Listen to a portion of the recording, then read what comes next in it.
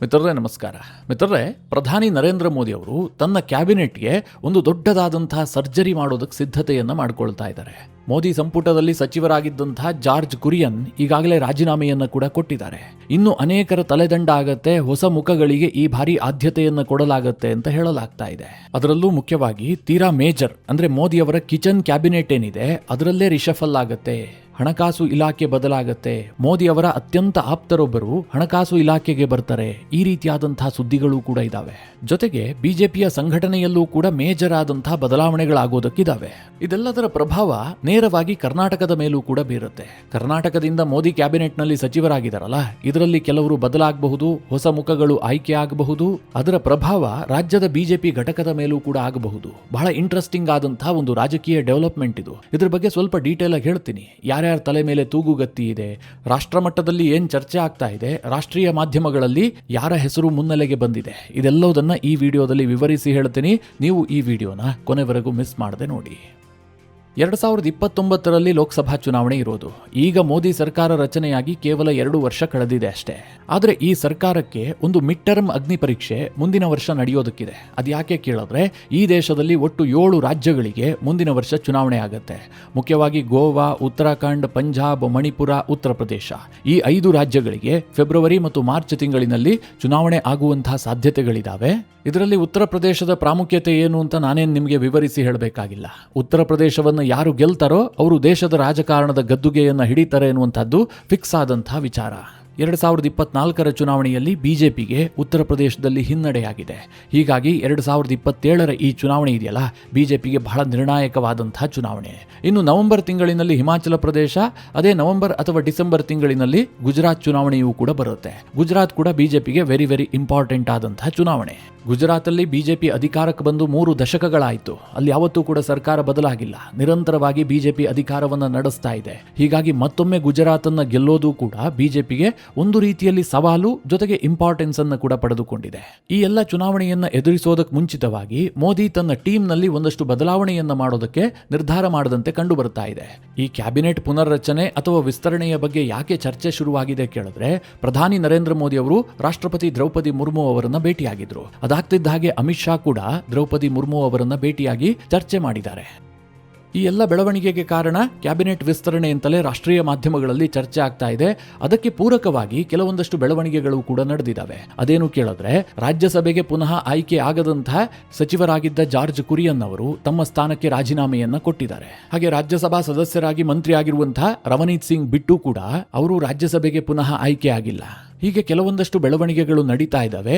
ಈ ಎಲ್ಲ ಕಾರಣಗಳಿಂದಾಗಿ ಕ್ಯಾಬಿನೆಟ್ ಪುನರ್ರಚನೆ ಆಗಿಯೇ ಆಗತ್ತೆ ಅಂತ ಕಡಾಖಂಡಿತವಾಗಿ ಹೇಳಬಹುದು. ಹಾಗಾದ್ರೆ ಯಾರ್ಯಾರ ಸ್ಥಾನಕ್ಕೆ ಕೂತು ಬರಬಹುದು, ಯಾರು ಹೊಸ ಮುಖಗಳು ಆಯ್ಕೆ ಆಗಬಹುದು, ಈ ಲೆಕ್ಕಾಚಾರವನ್ನು ನೋಡೋದಾದ್ರೆ ಮುಖ್ಯವಾಗಿ ದೇಶ ಮಟ್ಟದಲ್ಲಿ ಚರ್ಚೆ ಆಗ್ತಾ ಇರುವಂತಹ ದೊಡ್ಡ ಹೆಸರು ಯಾವುದು ಕೇಳಿದ್ರೆ ನಿರ್ಮಲಾ ಸೀತಾರಾಮನ್ ಅವರ ಹೆಸರು. 2019ರಿಂದ ನಿರಂತರವಾಗಿ ಮೋದಿ ಅವರ ಕ್ಯಾಬಿನೆಟ್ನಲ್ಲಿ ಫಿನಾನ್ಸ್ ಮಿನಿಸ್ಟರ್ ಆಗಿ ಕೆಲಸ ಮಾಡ್ತಾ ಇದ್ದಾರೆ. ಆದರೆ ಸದ್ಯ ನಿರ್ಮಲಾ ಸೀತಾರಾಮನ್ ಅವರನ್ನ ಕೆಳಗಿಳಿಸಿ ಹೊಸಬರನ್ನ ಆ ಸ್ಥಾನಕ್ಕೆ ತರುವಂತಹ ಸಾಧ್ಯತೆಗಳಿದಾವೆ ಅಂತ ರಾಷ್ಟ್ರೀಯ ಮಾಧ್ಯಮಗಳು ಚರ್ಚೆ ಮಾಡ್ತಾ ಇದ್ದಾವೆ. ಹಾಗಾದ್ರೆ ಒಂದು ವೇಳೆ ನಿರ್ಮಲಾ ಸೀತಾರಾಮನ್ ಅವರನ್ನ ಕೈ ಬಿಟ್ಟಿದ್ದೇ ಆದ್ರೆ ಆ ಸ್ಥಾನಕ್ಕೆ ಯಾರು ಬರ್ತಾರೆ? ಯಾಕೆ ಅಂತಂದ್ರೆ ಹಣಕಾಸು ಇಲಾಖೆ ಅನ್ನುವಂಥದ್ದು ಬಹಳ ದೊಡ್ಡ ಇಲಾಖೆ. ಅದಕ್ಕೆ ತುಂಬಾ ಅನುಭವ ಬೇಕಾಗತ್ತೆ. ಯಾರ್ಯಾರನ್ನೋ ರಾಜಕಾರಣಿಗಳನ್ನ ತಂದು ಅಲ್ಲಿ ಕೂರಿಸುವಂತಹದ್ದು ಕಷ್ಟ ಇದೆ. ಮೋದಿ ಕೆಲ ಕೀ ಪೊಸಿಷನ್ಗಳಿಗೆ ಯಾವುದೇ ಕಾರಣಕ್ಕೂ ಕೂಡ ರಾಜಕಾರಣಿಗಳನ್ನ ತಂದು ಕೂರಿಸೋದೇ ಇಲ್ಲ. ಈಗ ವಿದೇಶಾಂಗ ಇಲಾಖೆ ಇರಬಹುದು, ರೈಲ್ವೆ ಇರಬಹುದು, ಪೆಟ್ರೋಲಿಯಂ ಮಿನಿಸ್ಟ್ರಿ ಇರಬಹುದು, ಈ ಎಲ್ಲಾ ಕ್ಷೇತ್ರಗಳಿಗೆ ಟೆಕ್ನೋಕ್ರಾಟ್ಗಳನ್ನ ಮೋದಿ ಕರೆ ತಂದಿದ್ದಾರೆ. ಈಗ ನಿರ್ಮಲಾ ಸೀತಾರಾಮನ್ ಕೂಡ ಹಾರ್ಡ್ ಕೋರ್ ಪೊಲಿಟಿಷಿಯನ್ ಅಲ್ಲ. ಅವ್ರು ಯಾವುದೋ ಚುನಾವಣೆಯನ್ನ ಗೆದ್ದು ಬಂದು ದೇಶದ ರಾಜಕಾರಣಕ್ಕೆ ಬಂದವರಲ್ಲ. ಪರಿಣಿತಿ ಇದೆ ಅನ್ನುವ ಕಾರಣಕ್ಕೋಸ್ಕರವಾಗಿ ಮೋದಿ ಇಷ್ಟು ದಿನಗಳ ಕಾಲ ಅವರಿಗೆ ಹಣಕಾಸು ಖಾತೆಯನ್ನ ಕೊಡಲಾಗಿತ್ತು. ಅದಕ್ಕೂ ಮುಂಚೆ ಅವರು ಡಿಫೆನ್ಸ್ ಮಿನಿಸ್ಟ್ರಿಯನ್ನ ಕೂಡ ನಿಭಾಯಿಸಿದ್ರು. ಈಗ ನಿರ್ಮಲಾ ಸೀತಾರಾಮನ್ ಬಗ್ಗೆ ಜನರ ಮಟ್ಟದಲ್ಲೇ ಸ್ವಲ್ಪ ಅಸಮಾಧಾನ ಇದೆ. ಅವರ ಕೆಲ ನಿರ್ಧಾರಗಳು, ಕೆಲ ಘೋಷಣೆಗಳು ಜನರಿಗೂ ಕೂಡ ಅಷ್ಟೇನು ಇಷ್ಟ ಆಗಿಲ್ಲ. ಹೀಗಾಗಿ ಅವರ ಖಾತೆ ಬದಲಾಗುತ್ತೆ ಎನ್ನುವಂತಹ ಚರ್ಚೆಗಳಿದಾವೆ. ಜೊತೆಗೆ ಪ್ರಧಾನಿ ನರೇಂದ್ರ ಮೋದಿ ಅವರಿಗೆ ಈ ದೇಶದ ಹಣಕಾಸು ಕ್ಷೇತ್ರದ ವೇಗವೂ ಕೂಡ ಸಾಕಾಗ್ತಾ ಇಲ್ಲ. ಹೀಗಾಗಿ ತನಗೆ ಅತ್ಯಂತ ಆಪ್ತರಾದಂತಹ ಹಾಗೆ ಹಣಕಾಸು ಕ್ಷೇತ್ರದಲ್ಲಿ ಬಹಳ ಸಾಧನೆ ಮಾಡಿದಂತಹ ಒಬ್ಬ ವ್ಯಕ್ತಿಯನ್ನ ಆ ಸ್ಥಾನಕ್ಕೆ ತಂದು ಕೂರಿಸ್ತಾರೆ. ಹೀಗೆ ರಾಷ್ಟ್ರೀಯ ಮಾಧ್ಯಮಗಳಲ್ಲಿ ಮಾತುಗಳು ಕೇಳಬರೋದಕ್ಕೆ ಶುರುವಾಗಿದೆ. ಹಾಗಾದ್ರೆ ನಿರ್ಮಲಾರನ್ನ ರೀಪ್ಲೇಸ್ ಮಾಡುವಂತಹ ಆ ವ್ಯಕ್ತಿ ಯಾರು ಕೇಳಿದ್ರೆ ಶಕ್ತಿಕಾಂತ್ ದಾಸ್. ನಿಮಗೆಲ್ಲ ಗೊತ್ತೇ ಇರುತ್ತೆ, ಇವ್ರ ಮುಖ ನೋಡ್ತಿದ್ದ ಹಾಗೆ, ಇವರ ಹೆಸರು ಕೇಳ್ತಿದ್ದ ಹಾಗೆ ಇವ್ರು ಯಾರು ಅಂತ ನಿಮಗೆ ಪರಿಚಯ ಆಗಿ ಹೋಗ್ಬಿಡುತ್ತೆ. ಇವರು 2018ರಿಂದ 2024ರವರೆಗೆ RBI ಗವರ್ನರ್ ಆಗಿದ್ರು. ಮೂಲತಃ ಇವರು ತಮಿಳುನಾಡು ಕೇಡರ್ನ IAS ಅಧಿಕಾರಿ. ಅನಂತರದಲ್ಲಿ ಇವರ ಹಣಕಾಸು ಕ್ಷೇತ್ರದ ಪರಿಣಿತಿಯನ್ನು ಗಮನಿಸಿ ಕೇಂದ್ರ ಸರ್ಕಾರ ವಿವಿಧ ಹುದ್ದೆಗಳನ್ನು ನೀಡಿತ್ತು. ಅಂತಿಮವಾಗಿ 2018ರಲ್ಲಿ RBIನ ಗವರ್ನರ್ ಆಗ್ತಾರೆ. ಕೋವಿಡ್ ನಂತಹ ಕ್ಲಿಷ್ಟಕರ ಸನ್ನಿವೇಶದಲ್ಲಿ RBI ಗವರ್ನರ್ ಆಗಿ ನಿಭಾಯಿಸಿದಂತಹ ಖ್ಯಾತಿ ಇವರಿಗಿದೆ. ಜೊತೆಗೆ RBI ಗವರ್ನರ್ ಆಗಿ ವಿಶ್ವಮಟ್ಟದಲ್ಲೇ A+ ರೇಟಿಂಗ್ ಅನ್ನು ಪಡೆದಂತಹ ಹೆಗ್ಗಳಿಕೆಯೂ ಕೂಡ ಶಕ್ತಿಕಾಂತ್ ದಾಸ್ ಅವರಿಗಿದೆ. ಹಾಗೆ ಕೇಂದ್ರ ಸರ್ಕಾರದ ಕಳೆದ 8 ಬಜೆಟ್ ಮಂಡನೆಯಲ್ಲೂ ಕೂಡ ಇವರ ಪಾತ್ರ ಬಹಳ ದೊಡ್ಡದಾಗಿತ್ತು. 2024ರ ಡಿಸೆಂಬರ್ ತಿಂಗಳಿನಲ್ಲಿ ಇವರನ್ನ RBI ಗವರ್ನರ್ ಹುದ್ದೆಯಿಂದ ತೆರವುಗೊಳಿಸಲಾಗುತ್ತೆ. ಅದಾದ ಬಳಿಕವೂ ಕೂಡ ಪ್ರಧಾನಿ ನರೇಂದ್ರ ಮೋದಿ ಅವರು ಇವರನ್ನ ಕೈ ಬಿಡೋದಿಲ್ಲ. ಈಗಲೂ ಕೂಡ ಇವರು ಪ್ರಧಾನಿಯವರ ಪ್ರಿನ್ಸಿಪಲ್ ಸೆಕ್ರೆಟರಿಯಾಗಿ ಕೆಲಸ ಮಾಡ್ತಾ ಇದ್ದಾರೆ. ಇವರನ್ನ ಸದ್ಯ ಕ್ಯಾಬಿನೆಟ್ಗೆ ತರಲಾಗುತ್ತೆ, ನಿರ್ಮಲಾ ಸೀತಾರಾಮನ್ ಅವರನ್ನ ರಿಪ್ಲೇಸ್ ಮಾಡಲಾಗುತ್ತೆ ಅಂತ ಹೇಳಲಾಗ್ತಾ ಇದೆ. ಇನ್ನು ಕೆಲವರು ಏನು ಹೇಳ್ತಾ ಇದ್ದಾರೆ ಅಂತಂದ್ರೆ MOS ಮಾಡ್ತಾರೆ. ಈಗಾಗಲೇ ಪಂಕಜ್ ಚೌಧರಿ ಅವರು ಹಣಕಾಸು ಖಾತೆಯ ರಾಜ್ಯ ಸಚಿವರಾಗಿದ್ದಾರೆ. ಅವರು ಉತ್ತರ ಪ್ರದೇಶದ ಬಿಜೆಪಿಯ ಅಧ್ಯಕ್ಷರೂ ಕೂಡ ಆಗಿ ನೇಮಕಗೊಂಡಿದ್ದಾರೆ. ಹೀಗಾಗಿ ಅವರನ್ನ ಕೈ ಬಿಡುವಂತಹದ್ದು ಬಹುತೇಕ ಫಿಕ್ಸ್. ಆ ಹಣಕಾಸು ರಾಜ್ಯ ಖಾತೆಗೆ ಶಕ್ತಿಕಾಂತ್ ದಾಸ್ ಅವರನ್ನ ನೇಮಕ ಮಾಡುವಂತಹ ಸಾಧ್ಯತೆಗಳಿದಾವೆ. 2029ರಲ್ಲಿ ಬಿಜೆಪಿ ಪುನಃ ಅಧಿಕಾರಕ್ಕೆ ಬಂದಿದ್ದೇ ಆದ್ರೆ ಶಕ್ತಿಕಾಂತ್ ದಾಸ್ ಅವರು ಪೂರ್ಣ ಪ್ರಮಾಣದಲ್ಲಿ ಹಣಕಾಸು ಖಾತೆಯನ್ನ ಟೇಕ್ ಓವರ್ ಮಾಡ್ತಾರೆ. ಹೀಗೂ ಒಂದು ಚರ್ಚೆ ಮಾಧ್ಯಮ ವಲಯದಲ್ಲಿದೆ. ಒಂದು ವೇಳೆ ಶಕ್ತಿಕಾಂತ್ ದಾಸ್ ಏನಾದ್ರೂ ಈ ದೇಶದ ಹಣಕಾಸು ಸಚಿವರಾಗಿ ಅಧಿಕಾರ ಸ್ವೀಕರಿಸಿದ್ದೇ ಆದ್ರೆ RBI ಗವರ್ನರ್ ಆಗಿ ಈ ದೇಶದಲ್ಲಿ ಹಣಕಾಸು ಖಾತೆಯನ್ನು ನಿಭಾಯಿಸಿದಂತಹ 3ನೇ ವ್ಯಕ್ತಿ ಆಗ್ತಾರೆ. ಈ ಹಿಂದೆ CD ದೇಶ್ಮುಖ್ ಅವರು RBI ಗವರ್ನರ್ ಆಗಿ ನಂತರ ಹಣಕಾಸು ಸಚಿವರಾಗಿ ಕಾರ್ಯನಿರ್ವಹಿಸಿದ್ರು. ಹಾಗೆ ಮನಮೋಹನ್ ಸಿಂಗ್ ಕೂಡ ಆಗಿದ್ರು. ಇದಿಷ್ಟು ಹಣಕಾಸು ಖಾತೆ ವಿಚಾರವಾದ್ರೆ, ಇನ್ನೊಂದು ಕಡೆಯಲ್ಲಿ ನಿತೀಶ್ ಕುಮಾರ್ ಕೂಡ ಕ್ಯಾಬಿನೆಟ್ ಅನ್ನು ಸೇರುವಂತಹ ಸಾಧ್ಯತೆಗಳಿದಾವೆ ಅಂತ ಹೇಳಲಾಗ್ತಾ ಇದೆ. ನಿತೀಶ್ ಕುಮಾರ್ ಬಿಹಾರದಲ್ಲಿ ಮುಖ್ಯಮಂತ್ರಿ ಪದವಿಯನ್ನ ತ್ಯಾಗ ಮಾಡಿ ರಾಜ್ಯಸಭಾ ಸದಸ್ಯರಾಗಿ ನೇಮಕಗೊಂಡಿದ್ದಾರೆ. ಹೀಗಾಗಿ ನಿತೀಶ್ ಕೂಡ ಕ್ಯಾಬಿನೆಟ್ ಅನ್ನು ಸೇರ್ಪಡೆ ಆಗುವಂತಹ ಸಾಧ್ಯತೆಗಳಿದಾವೆ ಅಂತ ಹೇಳಲಾಗ್ತಾ ಇದೆ. ಒಂದು ವೇಳೆ ನಿತೀಶ್ ಕ್ಯಾಬಿನೆಟ್ ಅನ್ನು ಸೇರಿದ್ದೇ ಆದ್ರೆ ಅವರಿಗೆ ಪ್ರಭಾವಿ ಖಾತೆಯನ್ನೇ ಕೊಡಬೇಕಾಗತ್ತೆ. ಇದರ ಜೊತೆಗೆ ಕೆಲ ಮಂತ್ರಿಗಳನ್ನ ಕೈ ಬಿಡಬಹುದು. ಹಾಗೆ ಕೆಲ ಮಂತ್ರಿಗಳ ಖಾತೆ ಬದಲಾವಣೆಯ ಬಗ್ಗೆಯೂ ಕೂಡ ಊಹಾಪೋಹಗಳಿದಾವೆ. ಅದರಲ್ಲಿ ನಂಬರ್ 1 ಹೆಸರು ಯಾರದು ಕೇಳಿದ್ರೆ ಧರ್ಮೇಂದ್ರ ಪ್ರಧಾನ್ ಅವರದ್ದು. ಶಿಕ್ಷಣ ಸಚಿವ ಧರ್ಮೇಂದ್ರ ಪ್ರಧಾನ್ ಸದ್ಯ ನೀಟ್ ಪರೀಕ್ಷೆಯ ಕಾರಣದಿಂದಾಗಿ ಸಾಕಷ್ಟು ಸದ್ದು ಮಾಡ್ತಾ ಇದ್ದಾರೆ. ಅವರ ವಿರುದ್ಧ ವಿಪಕ್ಷಗಳು ಮುಗಿಬಿದ್ದಿದ್ವು. ಅವರ ರಾಜೀನಾಮೆಗೆ ಪಟ್ಟು ಕೂಡ ಹಿಡಿದಿದ್ವು. ಮೊದಲ ಬಾರಿಗೆ ಪೇಪರ್ ಲೀಕ್ ಆಗಿತ್ತು. 2ನೇ ಬಾರಿಗೆ ನೀಟ್ ಪರೀಕ್ಷೆಯನ್ನ ಬಹಳ ಯಶಸ್ವಿಯಾಗಿ ಧರ್ಮೇಂದ್ರ ಪ್ರಧಾನ್ ನಿಭಾಯಿಸಿದ್ದಾರೆ. ನೀಟ್ ಯಶಸ್ವಿ ಆಗ್ತಿದ್ದ ಹಾಗೆ ಧರ್ಮೇಂದ್ರ ಪ್ರಧಾನ್ಗೆ ಮೋದಿ ಶುಭಾಶಯವನ್ನ ಕೂಡ ತಿಳಿಸಿದ್ದಾರೆ. ಹೀಗಾಗಿ ಪ್ರಧಾನ ಹುದ್ದೆ ಏನಾಗುತ್ತೆ, ಖಾತೆ ಬದಲಾವಣೆ ಆಗುತ್ತಾ ಅಥವಾ ಮಂತ್ರಿಗಿರಿಯನ್ನೇ ಕಳೆದುಕೊಳ್ಳುತ್ತಾರಾ, ಏನು ಹೇಳೋದಕ್ಕೆ ಸಾಧ್ಯ ಇಲ್ಲ. ಹಾಗೆ ಹರ್ದೀಪ್ ಸಿಂಗ್ ಪುರಿ ವಿಚಾರದಲ್ಲೂ ಕೂಡ ಮೋದಿ ಅವರಿಗೆ ಸ್ವಲ್ಪ ಬೇಸರ ಇದೆ. ಅವರನ್ನ ಕೈ ಬಿಡುವಂತಹ ಸಾಧ್ಯತೆಗಳಿದಾವೆ ಅಂತ ಚರ್ಚೆ ಆಗ್ತಾ ಇದೆ. ಇದಕ್ಕೆ 2 ಕಾರಣಗಳಿದಾವೆ. ಮೊದಲನೇದಾಗಿ ಎಫ್ಸ್ಟೀನ್ ಫೈಲ್ಸ್ ನಲ್ಲಿ ಹರ್ದೀಪ್ ಸಿಂಗ್ ಪುರಿ ಅವರ ಹೆಸರನ್ನ ಚರ್ಚೆ ಮಾಡಲಾಗಿತ್ತು. ಅದಕ್ಕೂ ಮುಖ್ಯವಾಗಿ ಈ ಯುದ್ಧ ಶುರುವಾಯ್ತಲ್ಲ, ಆಗ ಪೆಟ್ರೋಲಿಯಂ ಖಾತೆಯನ್ನ ನಿಭಾಯಿಸುವಲ್ಲಿ ಹರ್ದೀಪ್ ಸಿಂಗ್ ಪುರಿ ಅವರು ಅಷ್ಟು ಯಶಸ್ವಿ ಆಗಿಲ್ಲ ಅನ್ನುವಂತಹ ಭಾವನೆ ನರೇಂದ್ರ ಮೋದಿ ಅವರಿಗಿದೆ. ಸದ್ಯ ಪುರಿಗೆ 74 ವರ್ಷ ಕೂಡ ಆಗಿದೆ. ಹೀಗಾಗಿ ಅವರನ್ನ ಕ್ಯಾಬಿನೆಟ್ ನಿಂದ ಕೈ ಬಿಡುವಂತಹ ಸಾಧ್ಯತೆಗಳಿದಾವೆ ಅಂತ ಮಾಧ್ಯಮ ವಲಯದಲ್ಲಿ ಚರ್ಚೆ ಆಗ್ತಾ ಇದೆ. ಇನ್ನು ರವನೀತ್ ಸಿಂಗ್ ಬಿಟ್ಟು ಪಂಜಾಬ್ ಮೂಲದ ಇವರು ರಾಜ್ಯಸಭೆ ಮೂಲಕವಾಗಿ ಕೇಂದ್ರದಲ್ಲಿ ಮಂತ್ರಿಯಾಗಿದ್ರು. ಆದ್ರೆ ಈಗ ರವನೀತ್ ಸಿಂಗ್ ಬಿಟ್ಟು ಅವರನ್ನ ರಾಜ್ಯಸಭೆಗೆ ಪುನಃ ಆಯ್ಕೆ ಮಾಡಿಲ್ಲ. ಈ ಕಾರಣದಿಂದಾಗಿ ಬಿಟ್ಟು ಮಂತ್ರಿಯಾಗಿ ಕಂಟಿನ್ಯೂ ಆಗುವಂತಹ ಸಾಧ್ಯತೆಗಳು ಕಡಿಮೆ ಅಂತಲೇ ಹೇಳಲಾಗ್ತಾ ಇದೆ. ಯಾಕೆ ಹೀಗೆ ಕೇಳಿದ್ರೆ, ಕೆಲವೇ ತಿಂಗಳಲ್ಲಿ ಪಂಜಾಬ್ನಲ್ಲಿ ಚುನಾವಣೆ ಇದೆ. 2027ರ ಫೆಬ್ರವರಿಯಲ್ಲಿ ನಡೆಯುವಂತಹ ಪಂಜಾಬ್ ಚುನಾವಣೆಯನ್ನ ಬಿಜೆಪಿ ಬಹಳ ಸೀರಿಯಸ್ ಆಗಿ ಪರಿಗಣಿಸುತ್ತೆ ಅಂತಲೇ ಹೇಳಲಾಗ್ತಾ ಇದೆ. ಈ ಕಾರಣದಿಂದ ರವನೀತ್ ಸಿಂಗ್ ಬಿಟ್ಟುವನ್ನ ಪಂಜಾಬ್ ರಾಜಕಾರಣಕ್ಕೆ ವರ್ಗಾಯಿಸ್ತಾರೆ.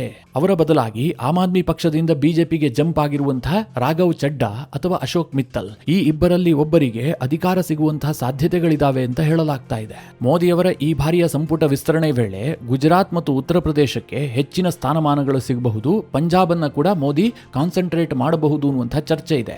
ಇದರ ಜೊತೆಗೆ ಕರ್ನಾಟಕದ ಯಾವ ಮಂತ್ರಿಗಳ ಸ್ಥಾನಕ್ಕೆ ಕುತ್ತು ಬರಬಹುದು, ಯಾರು ಹೊಸದಾಗಿ ಆಯ್ಕೆ ಆಗಬಹುದು, ಇದರ ಬಗ್ಗೆಯೂ ಕೂಡ ಕುತೂಹಲಗಳಿದಾವೆ. ಸದ್ಯದ ಬೆಳವಣಿಗೆಯನ್ನ ನೋಡಿದ್ರೆ, ಅಂದ್ರೆ ಕೆಲವರ ಆಕ್ಟಿವಿಟೀಸ್ ಗಳನ್ನ ನೋಡಿ ಹೇಳೋದಾದ್ರೆ, ಕೆಲವರ ಸ್ಥಾನಕ್ಕಂತೂ ಖಂಡಿತವಾಗ್ಲೂ ಕುತ್ತು ಬರುತ್ತೆ. ಕೋಟಾ ಶ್ರೀನಿವಾಸ್ ಪೂಜಾರಿ ಅಥವಾ PC ಮೋಹನ್ ಇಬ್ಬರಲ್ಲಿ ಒಬ್ರು ಸಂಪುಟ ಸೇರ್ಪಡೆ ಆಗುವಂತಹ ಸಾಧ್ಯತೆಗಳಿದಾವೆ.